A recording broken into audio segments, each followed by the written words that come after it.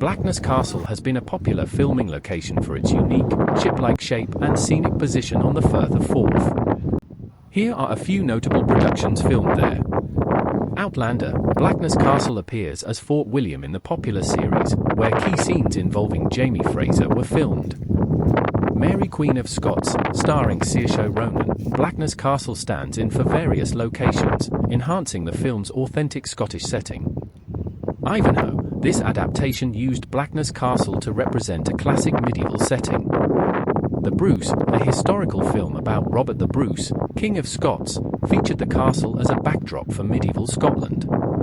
Doomsday, this action thriller used Blackness Castle in scenes depicting a dystopian Scotland.